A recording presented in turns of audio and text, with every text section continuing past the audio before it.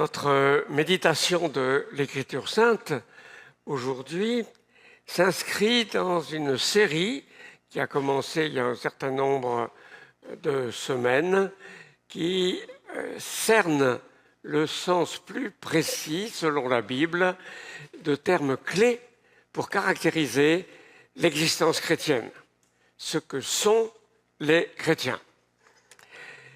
Et nous écoutons d'abord la parole de Dieu telle qu'elle est consignée dans la Bible sur le sujet qui va nous occuper. Nous lisons deux passages dans le Nouveau Testament, la deuxième partie de la Bible, et je vous invite à ouvrir tout grand vos oreilles et votre cœur pour écouter la parole de Dieu. Donc je lis d'abord dans l'Évangile selon saint Jean, au chapitre 3, les 13 premiers versets. Donc, Jean, chapitre 3, à partir du premier verset. Or, il y avait parmi les pharisiens un chef des Juifs du nom de Nicodème. Alors, je signale ce que sont les pharisiens. Le mot est devenu très péjoratif dans notre langue courante. Il ne l'était pas à l'époque du tout. Et les pharisiens constituaient la tendance religieuse majoritaire dans le judaïsme et très respectée. Donc, c'était un notable, qu'on pourrait dire, moralement prestigieux que ce Nicodème, un chef d'entre ce parti religieux qui s'appelait les pharisiens, c'est-à-dire sans doute les séparés, et qui se séparaient de la tourbe impure de ceux qui ne connaissaient pas la loi. Donc il y avait parmi les pharisiens un chef des Juifs du nom de Nicodème.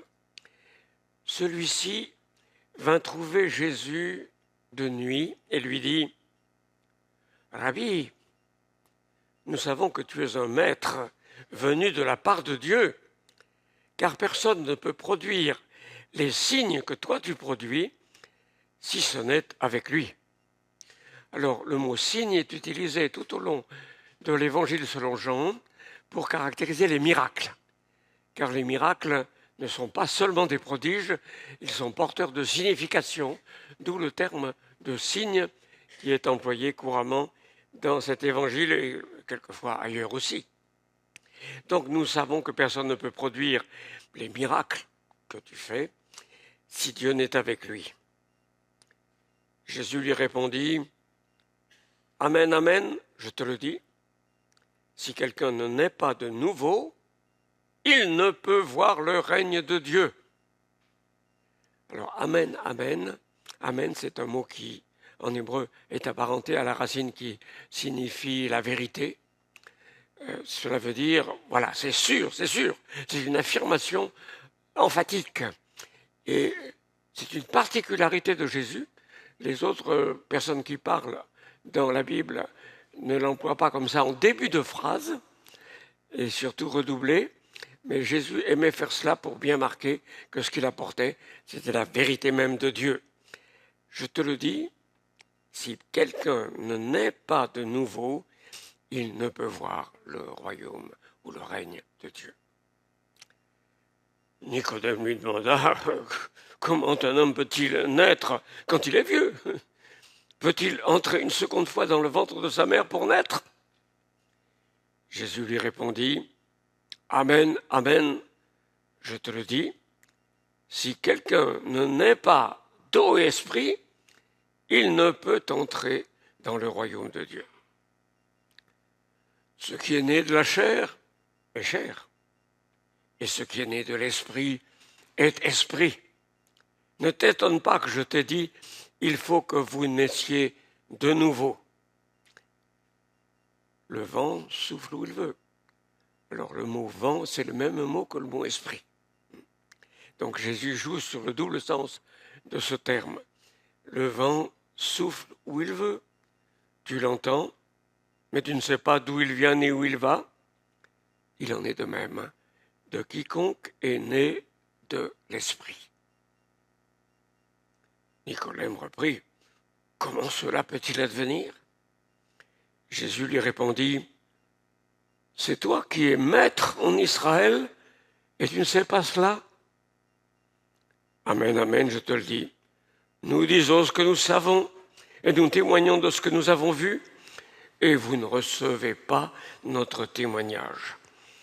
Si vous ne croyez pas, alors que je vous ai parlé des choses terrestres, comment croirez-vous si je vous parle des choses célestes ? Personne n'est monté au ciel, sinon celui qui est descendu du ciel, le Fils de l'homme.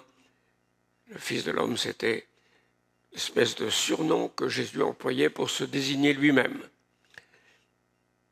Puis nous, un second passage dans l'épître de l'apôtre Paul à son disciple et collaborateur Tite.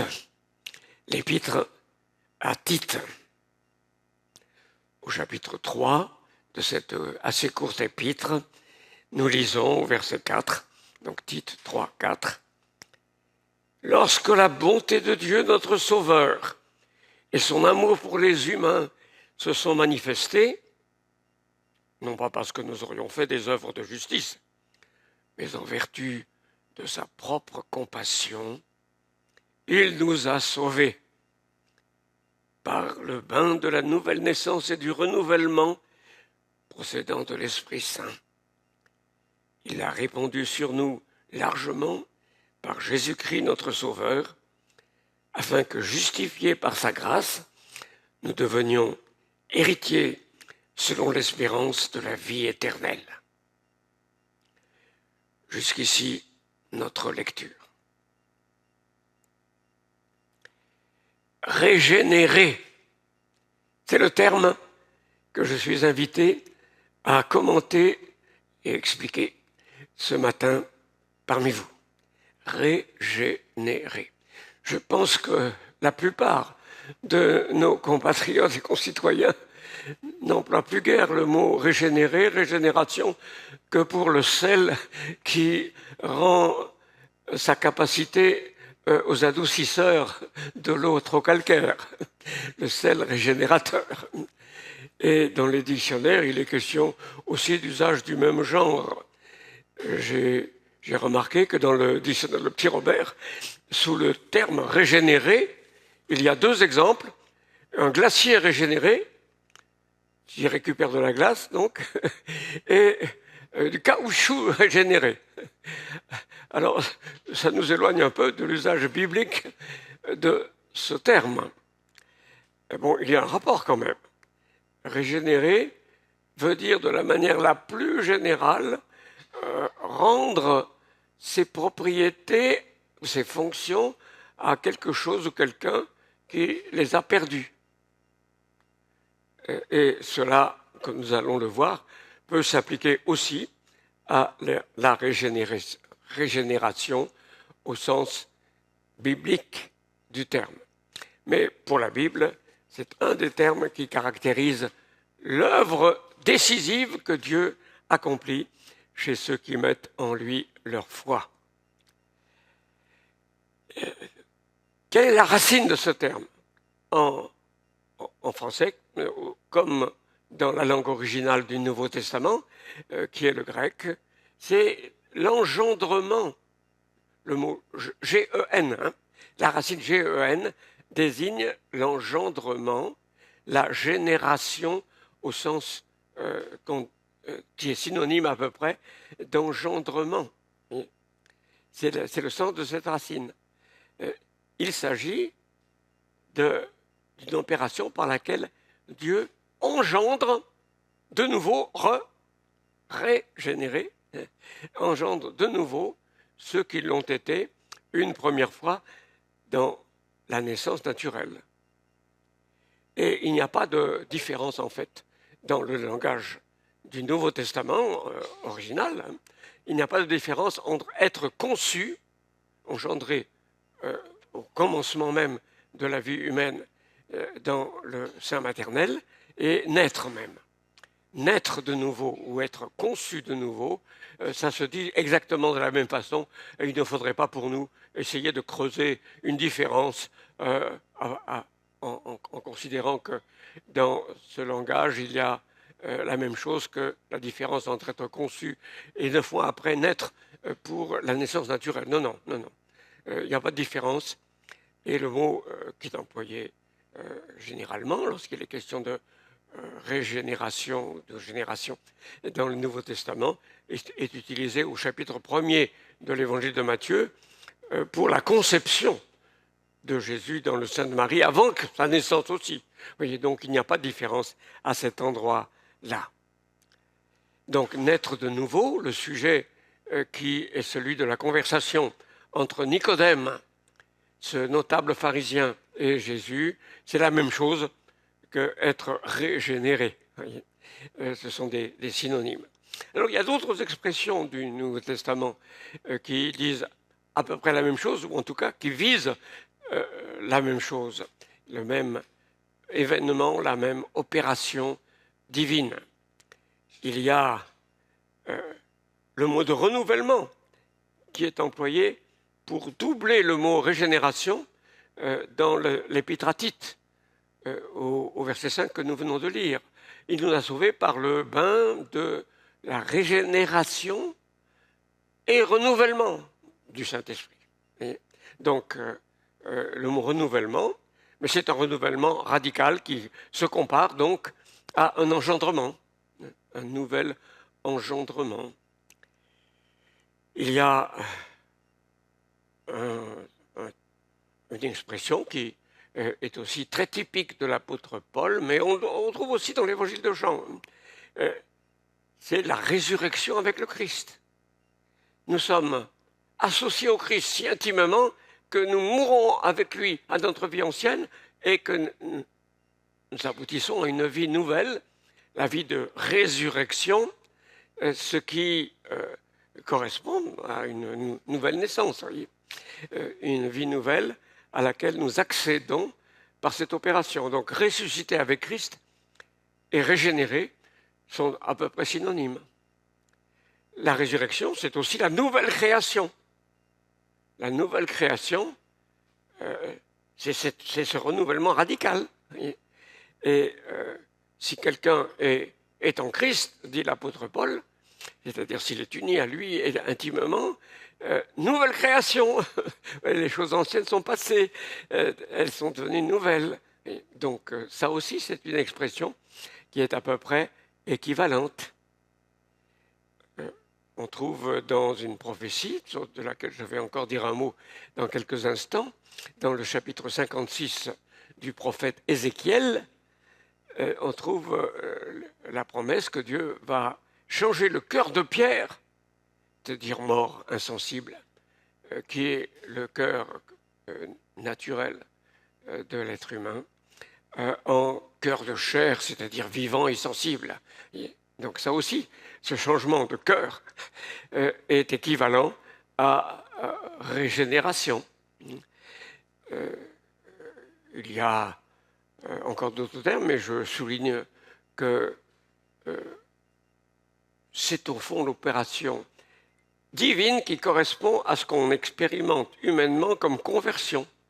La conversion, ce retournement, ce changement de direction de la vie, c'est un changement radical et ça correspond donc à cette œuvre divine, car c'est Dieu qui nous convertit et nous nous convertissons quand il nous convertit à lui, pas à une religion, à lui, nous nous convertissons à lui quand il nous convertit, et s'il nous convertit, c'est qu'il nous régénère.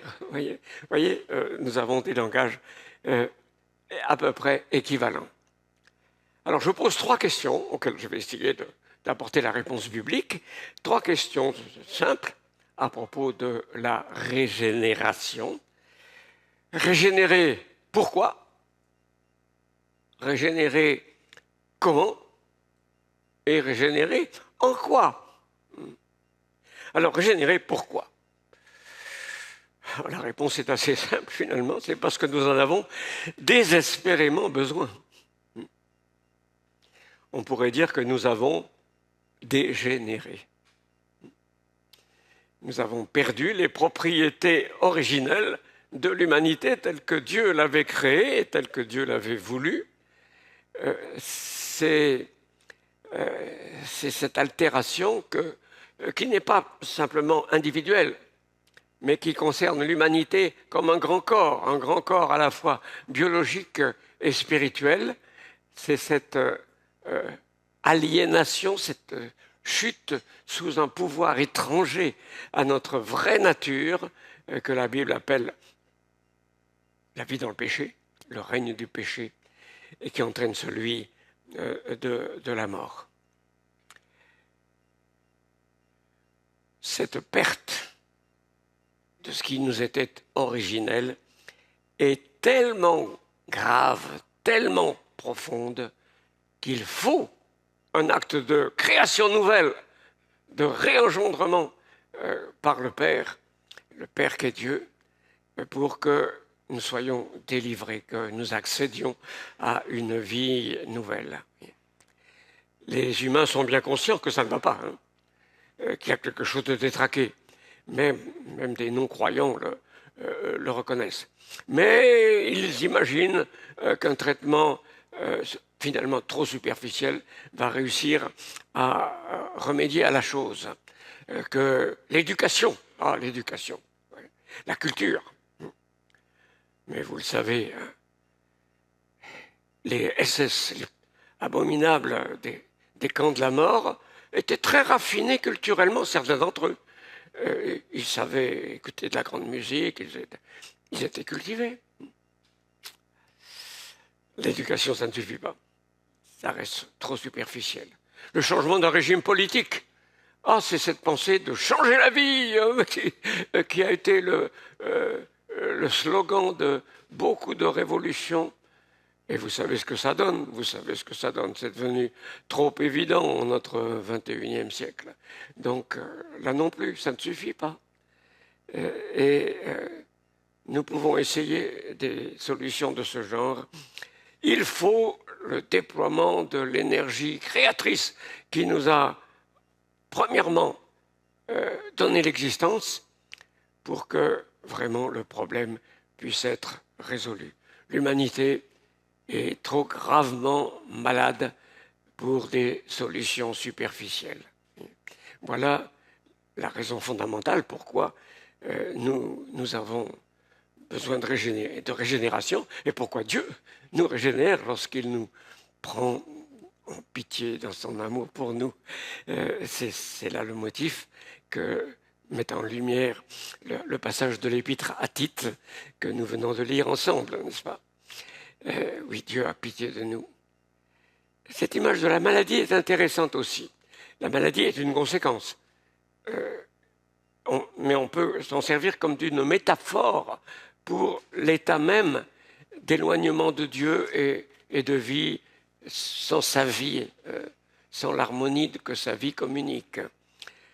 Et je pense très intéressant d'observer une chose. Alors, il n'y a pas de versets bibliques qui le disent précisément.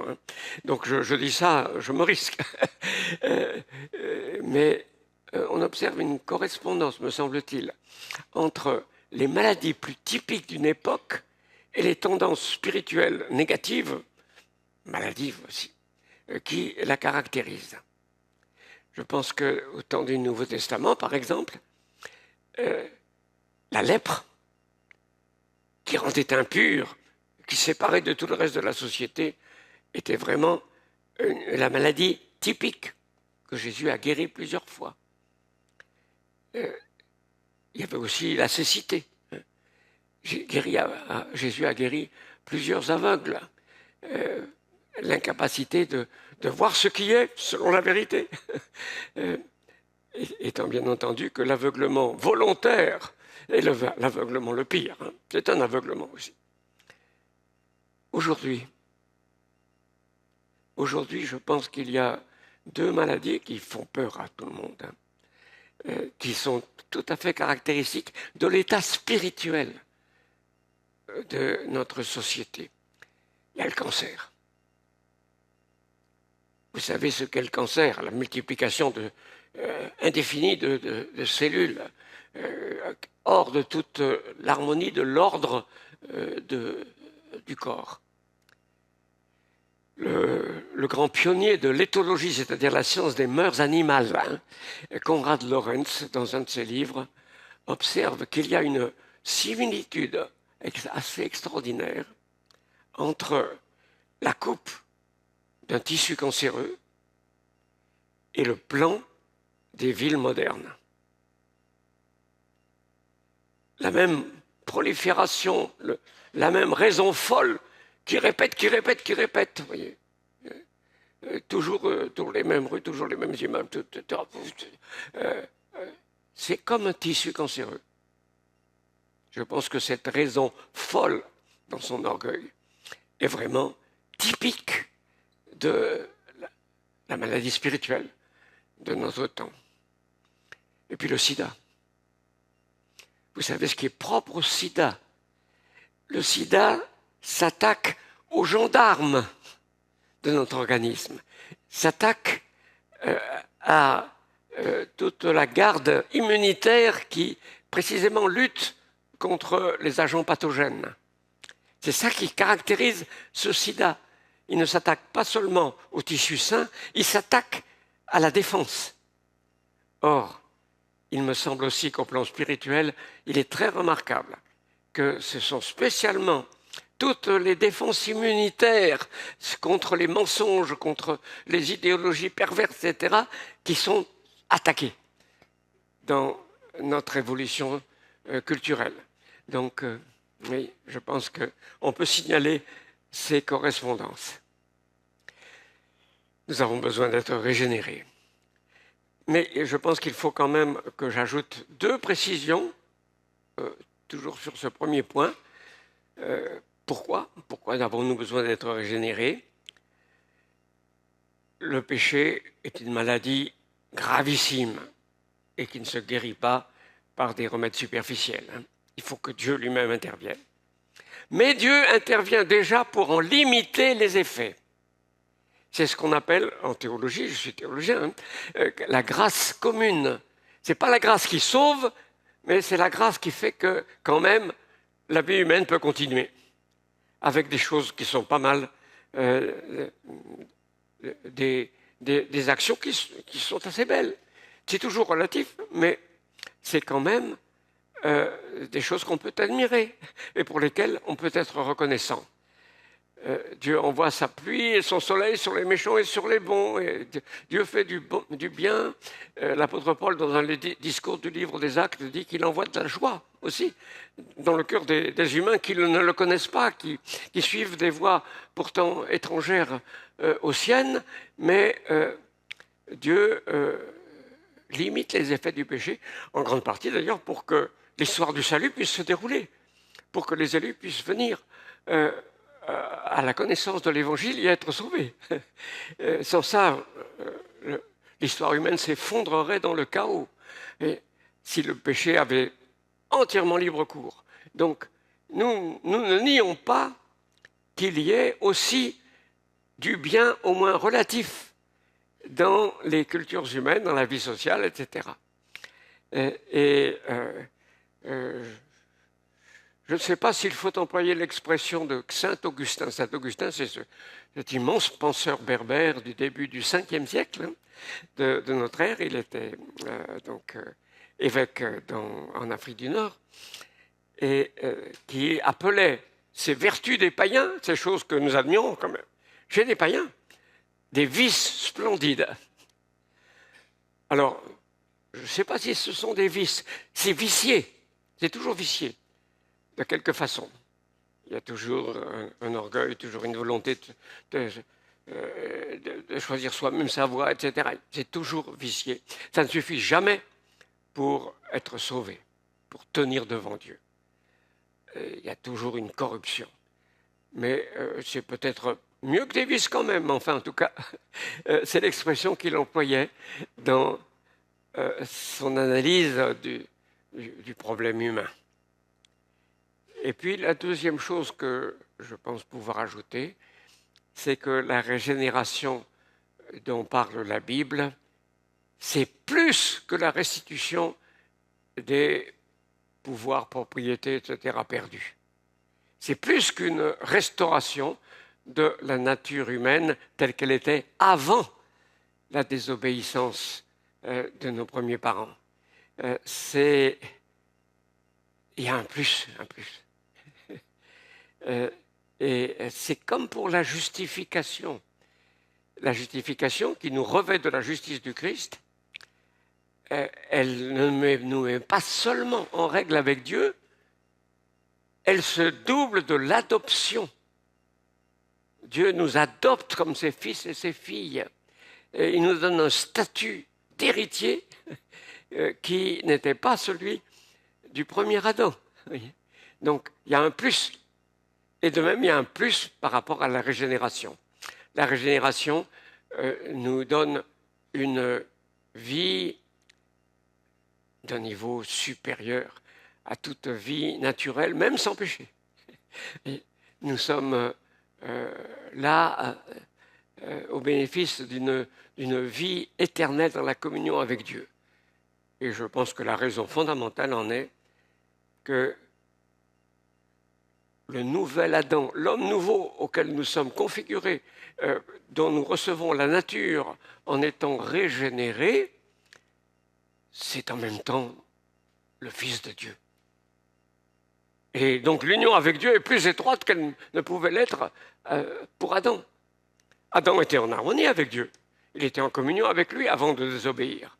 Mais il n'y avait pas cette union comme en Jésus-Christ qui est à la fois Dieu le Fils et homme comme nous. Vous voyez ?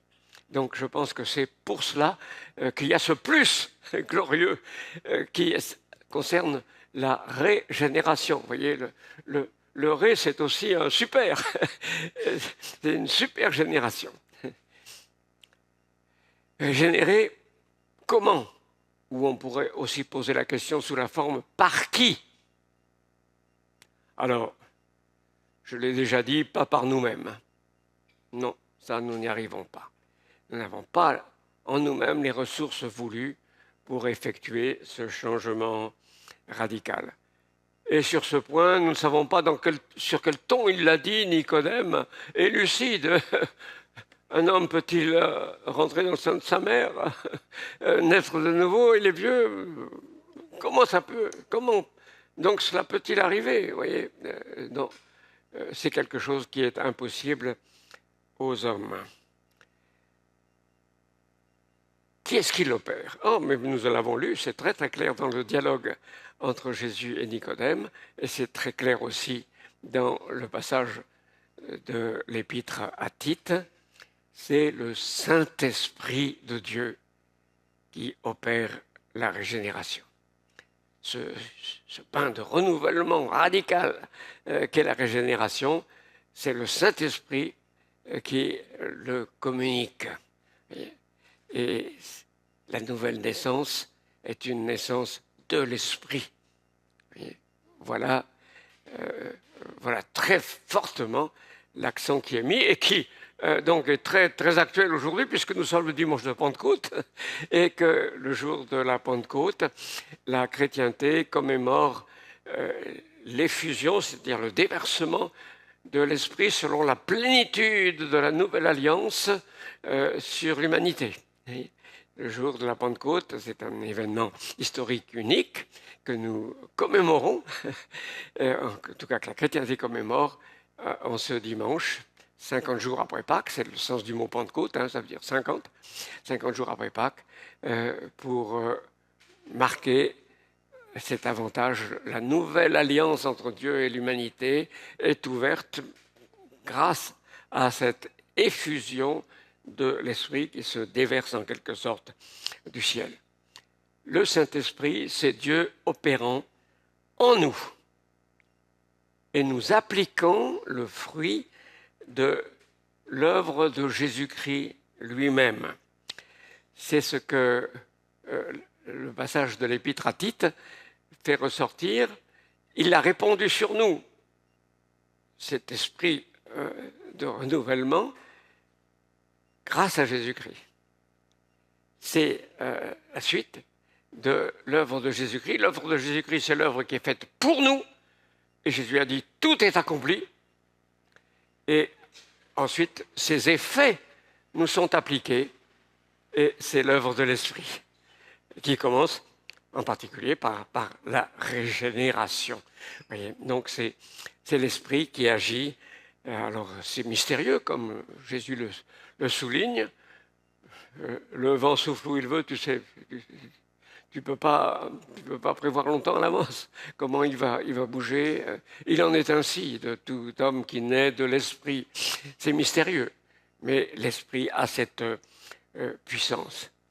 Alors Jésus dit naître d'eau et esprit. Il ne répète pas la préposition, c'est une seule expression, eau et esprit, et avec un certain nombre de grands commentateurs, de grands exégètes de l'Écriture, non pas tous, mais vraiment de très grands, y compris Calvin, qui est souvent mentionné dans cette chaire. Je pense qu'il s'agit de l'esprit comparé à une eau. Jésus dit seulement une fois d'eau et esprit, et toutes les autres fois c'est l'esprit, parce que c'est l'esprit comparé à une eau, et c'est dans cette même comparaison qu'on a dans le verbe effusion, dans le verbe déverser, ou le mot effusion pour ce qui s'est passé lors de la Pentecôte, ou le mot de bain, lavage ou bain, on peut traduire comme ça dans l'épître à Tite. C'est l'image de l'esprit comme une eau qui lave, qui purifie, mais aussi une eau qui vivifie. Et il faut penser aux effets d'une pluie abondante sur une terre desséchée. On l'a chanté tout à l'heure. Une terre desséchée qui reçoit l'eau. Tout revit. Donc, nous avons cette double connotation dans l'image de l'eau pour caractériser l'esprit. Et pourquoi Jésus souligne-t-il spécialement cela? Je crois que la clé se trouve dans la référence à cette prophétie d'Ézéchiel dont je vous ai déjà mentionné tout à l'heure la portée. Jésus, il fait une allusion que Nicodème, un maître, un enseignant de judaïsme, aurait dû repérer. Nicodème devait connaître les prophètes. Or, au chapitre 36 du livre d'Ézéchiel, du prophète Ézéchiel, il n'est pas dit seulement « j'enlèverai le cœur de pierre, je vous donnerai un cœur de chair », ce changement de cœur, mais il a dit « je mettrai en vous un esprit nouveau, je répandrai sur vous une eau pure ». L'esprit est comparé à de l'eau vivificatrice déversée selon la promesse sur ceux qui se bénéficieraient de cette œuvre divine. Vous voyez ? Donc, l'association de l'esprit et de l'eau, alors ce n'est pas le seul passage de l'Ancien Testament, mais c'est sans doute celui qui était présent à l'esprit de Jésus à ce moment-là, puisqu'il parle de nouvelle naissance, de changement de cœur. C'est dans ce chapitre 36 d'Ézéchiel. L'esprit est comparé à de l'eau dans ce passage. Et Jésus dit, toi qui es maître en Israël, tu aurais dû le comprendre. Comment est-ce que ça peut advenir? Comment est-ce que ce changement peut avoir lieu? Mais c'était déjà dans le prophète, dans le livre du prophète, qui compare à une eau vivificatrice l'action de l'esprit qui permet un changement de cœur. Et Jésus, probablement, c'est l'interprétation qui me paraît la meilleure des paroles qu'il ajoute, dit « tu n'as pas compris ». Mais si tu n'as pas compris, c'est que vous ne recevez pas le témoignage que nous, les messagers de Dieu, le prophète d'abord et maintenant lui, nous vous apportons de la part de Dieu. Nous vous parlons avec des images terrestres. L'image de l'eau, c'est une image terrestre. Alors, si vous ne recevez pas notre témoignage, si vous ne comprenez pas, parce qu'au fond, vous ne vous ouvrez pas, si vous ne comprenez pas, comment comprendrez-vous quand je vous parlerai des choses célestes? Voilà le sens, je crois, des paroles de Jésus dans la suite de cette conversation avec Nicodème. Donc c'est l'esprit qui régénère. Mais l'esprit, dans toute la Bible et dans le Nouveau Testament en particulier, use d'un instrument, d'une épée, si on veut employer une image qui évoque l'aspect conflictuel de cette œuvre, parce qu'il y a des adversaires contre lesquels il faut agir. L'épée de l'esprit, c'est la parole de Dieu. L'esprit, dans le Nouveau Testament, il travaille, il opère avec et par la parole. Et il y a l'union la plus étroite entre l'esprit et la parole de Dieu. Et si ce n'est pas par la parole que l'esprit est censé travailler, c'est très suspect. Parce que l'esprit, selon l'Écriture, c'est vraiment l'esprit de la parole qui, pour nous, est consigné dans la Bible elle-même. Et c'est pourquoi nous avons quand même deux passages qui attribuent la régénération à la parole. Au chapitre 1er de l'épître de Jacques, sans doute le frère de Jésus, selon la chair, Jacques 1, verset 18, il est dit qu'il nous a engendré le Père par la parole de vérité.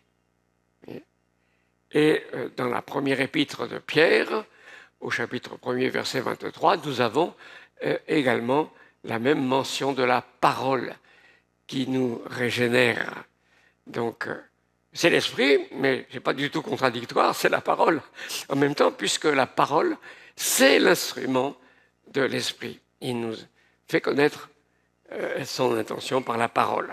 Et cela, on le trouverait encore au chapitre 1er de l'évangile de Jean, selon Jean, parce qu'il est question de la naissance d'en haut, de la naissance de Dieu, et il est dit que c'est à ceux qui ont reçu la parole.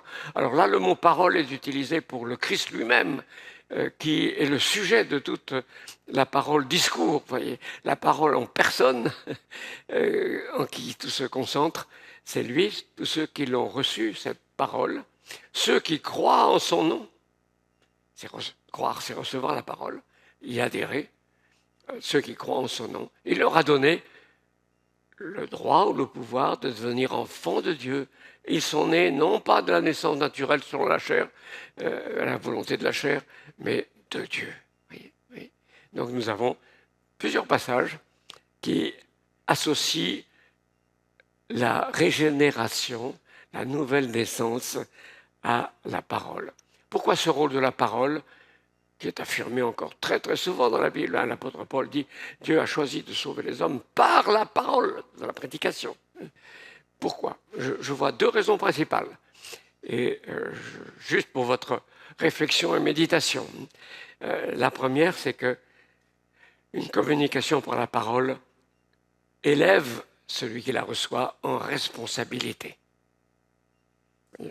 Si nous étions régénérés par une opération physique, ou simplement un éblouissement mystique ou je ne sais quoi, nous ne serions pas responsables, nous ne prendrions pas nos responsabilités en accueillant la parole.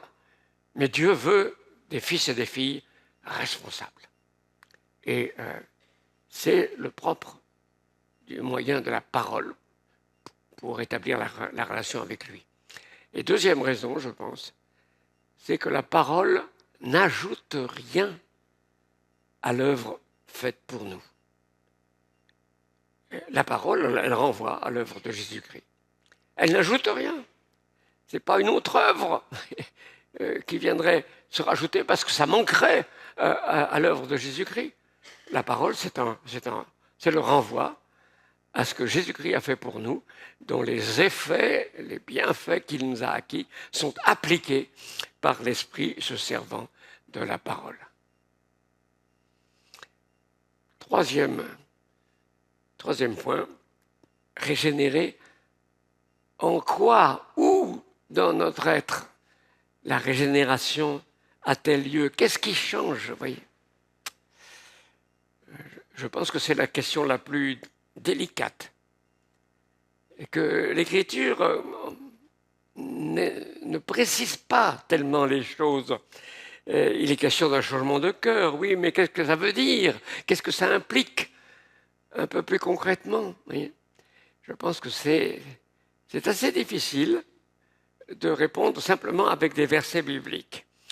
Et il y a, à mes yeux, un chemin de crête entre deux précipices, deux erreurs symétriques qu'il faut éviter. D'un côté, il y a une vue beaucoup trop superficielle. J'ai déjà dénoncé un peu cette idée-là, mais l'idée que la régénération ne changerait que nos opinions et convictions, que la vision que nous pouvons avoir des choses, la connaissance, y compris les critères et les repères, ça fait partie de la régénération. Et c'est très précieux, mais ça ne suffit pas. Quand notre intelligence est entièrement éclairée et convaincue même par la vérité, comme l'apôtre Paul le décrit au chapitre 7 de l'Épître aux Romains, nous rencontrons une autre loi dans notre chair, dans notre nature, qui fait que nous ne faisons pas le bien que nous voudrions faire, et nous faisons le mal que nous ne voudrions pas. Il y a une puissance qui s'oppose, alors même que notre intelligence reconnaît que c'est ça ce qui serait bien selon Dieu. Donc, ça ne suffit pas. C'est une vue qui reste trop superficielle. L'autre erreur, c'est, si vous voulez, symétrique, c'est l'excès contraire, c'est l'idée que notre ancienne humanité serait purement et simplement abolie, que Dieu créerait une autre humanité pour remplacer l'humanité actuelle. Et je pense qu'on est assez près de cette idée avec la notion qui est très présente dans certaines traditions religieuses de divinisation, que nous serions faits des dieux, comme l'ont dit les pères de l'Église, hein, je le reconnais. Mais le mot n'est nulle part dans toute la Bible. Hein. Il n'est nulle part question de divinisation. Alors, je sais bien qu'on peut donner un sens qui finalement est acceptable, etc. Mais le mot suggère que notre humanité est remplacée par autre chose. Mais si c'était ça, nous ne serions pas sauvés, nous serions supprimés, et puis Dieu créerait un autre homme, une autre femme à la place. Mais ce ne serait pas le salut de qui nous sommes. Oui. Et il n'y aurait pas vraiment régénération, mais il y aurait une autre génération séparée. Donc ce n'est pas ça non plus. À travers cette expérience de la régénération, de la nouvelle naissance, de la nouvelle création, de la résurrection avec le Christ, nous avons une continuité de l'identité. C'est nous qui sommes là au bénéfice de cette œuvre divine et qui accédons à la vie nouvelle. Il y a cette continuité. Là, je vous propose encore une interprétation qui peut se discuter, hein, mais je me suis souvent demandé pourquoi cette règle qui a été appliquée à la croix de Jésus, aucun de ses os ne sera brisé. C'est quelque chose qui était anormal, parce que les crucifiés en général, après plusieurs heures d'atroces souffrances, pour quand même en finir, on leur coupait, on leur cassait les jambes, et alors c'était l'asphyxie immédiate. Ils ne pendaient plus que par les poignets, et c'était l'asphyxie immédiate. Mais Jésus est mort avant. Et c'est pourquoi, pour bien vérifier la mort, le soldat romain a mis sa lance dans son côté, mais ça fait qu'aucun de ses os n'a été brisé. Et le texte de l'Évangile souligne que ça devait être le cas, parce que c'était une règle édictée à propos de l'agneau pascal, l'agneau offert à la Pâque, et Jésus est le vrai agneau pascal, celui que cette figure de l'Ancien Testament annonçait, le sacrifice libérateur.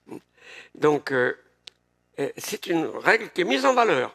Aucun de ces os ne sera brisé. Pourquoi ? pourquoi dans le cas de la Pâque et pourquoi donc cette application à Jésus l'agneau. Je pense que c'est ce maintien de l'identité, car le mot os en hébreu sert pour désigner l'identité. Si vous voulez dire ce jour même, vous dites dans l'os du jour. C'est la connotation qui accompagne ce mot. Et donc, je suggère que cette règle, aucun de ces os ne sera brisé, était là pour bien marquer la continuité de l'identité personnelle. Or, la régénération, nous l'avons dit, c'est une union avec le Christ qui passe en quelque sorte par sa mort et sa résurrection, qui nous communique. Donc, cette même continuité qui a valu pour le Christ dans sa mort et sa résurrection s'applique aussi à nous dans la régénération. Bon, nous essayons d'éviter ces deux excès, ces deux précipices à gauche et à droite. Mais alors, quoi? Les grands docteurs de la foi évangélique mettent en relief l'idée de disposition. Il y a un théologien que j'apprécie beaucoup, un théologien réformé qui était écossais mais qui a enseigné aux États-Unis, John Murray, qui dit, voilà, ce qui change, c'est les dispositions, inclinations, désirs, motifs, intérêts, ambitions, desseins. Voilà, c'est tout ça qui constitue le fond de notre être intérieur qui est changé, qui est redressé, qui est renversé pour certaines choses. Dans la vision de l'être humain que la Bible nous communique, le cœur est la source de tous les courants de la vie et aussi des péchés, hein, dans le péché. C'est ce que Jésus souligne dans un passage fameux en disant que c'est pas ce qui entre dans l'homme qui le rend impur, c'est ce qui sort de son cœur. Donc c'est le cœur qui commande. Et le cœur a une orientation. Le cœur a une disposition fondamentale. Et c'est sans doute ça qui change dans la régénération. Le changement de cœur, c'est le changement de cette orientation qui fait que finalement, nous nous prenons nous-mêmes comme le point de repère suprême ou éventuellement quelques réalités terrestres que nous absolutisons. C'est l'idolâtrie. Au lieu de cela, maintenant, le cœur se redresse, se réoriente vers Dieu pour le servir et pour l'aimer. Je pense que c'est cela qui entraîne alors la manière dont nous prévoyons notre avenir, dont nous formons des desseins, quelles sont les ambitions qui vont triompher dans notre vie. Je pense que c'est cela qui change fondamentalement. Alors, à partir de ce changement fondamental, l'apôtre Paul peut dire « quand nous étions pécheurs ». C'est une expression qu'on trouve chez lui. Le péché ne règne plus dans notre vie à partir de ce changement. Mais donc nous sommes encore sur cette terre, le péché n'est pas entièrement supprimé. Si nous disons que nous n'avons pas de péché, dit la première épître de Jean, nous nous trompons, hein, nous nous séduisons nous-mêmes. Non, non, il y a du péché qui continue. Nous sommes pécheurs dans ce sens-là. Et nous ne sommes plus pécheurs dans ce sens que l'orientation fondamentale de notre vie n'est plus celle qui finalement se tourne vers une idole, nous-mêmes ou une autre, mais est une orientation qui nous fait entièrement nous rapporter à Dieu. Mais ensuite, il y a tout le faisceau, l'être intérieur, il n'est pas facile à unifier. C'est pourquoi j'aime beaucoup une clause de la prière du psaume 86, verset 11, qu'on peut traduire « Unifie mon cœur ». Unifie mon cœur pour que je te respecte, que je te craigne comme tu veux être craint. C'est la crainte de l'amour, hein. Mais la crainte de lui déplaire. Mais ça, c'est le travail qui suit la régénération. La régénération, c'est la réorientation radicale au fond de notre être. Après ça, il faut que toutes les tendances qui en procèdent soient elles-mêmes redressées et guéries. Et c'est ce qu'on appelle couramment la sanctification. Donc, c'est un travail de toute la vie. Voilà quelle est la perspective, me semble-t-il, la plus saine sur ce qu'est la régénération, selon la Bible, ce qui change vraiment dans cette opération divine en nous. Alors, un dernier mot, pour conclure. Ce processus n'achève pas tout ce qui peut être dit au sujet de la régénération. Notre corps, avec ses maladies, il continue d'être encore sous l'Ancien Régime. Il n'est pas encore régénéré. C'est cette intériorité de l'être humain qui est changée, mais le corps, non pas encore. Nous attendons encore la rédemption de notre corps, dit l'apôtre Paul. Et il y a une sorte d'hiatus entre l'homme extérieur, le corps et tout ce qui va avec, et puis l'homme intérieur. L'homme intérieur se renouvelle de la vie donnée par Dieu à la régénération. Mais l'homme extérieur, eh bien, il vieillit. Et voilà, j'en sais quelque chose. Même si je rends grâce à Dieu qu'il me donne encore tant de force pour vous parler. Mais il y a une espérance pour le corps. Le corps est pour le Seigneur et le Seigneur est pour le corps, a pu dire l'apôtre Paul au chapitre 6 de la première épître aux Corinthiens. Et donc, il y a une promesse de la régénération de notre corps même.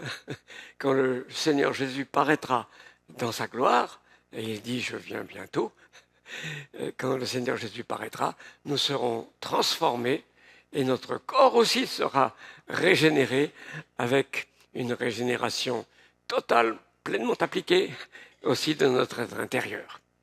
Voilà la perspective que le Seigneur met devant nos yeux et nous l'en louons, que notre vie soit tout entière louange pour cette grâce qu'il nous fait. Amen.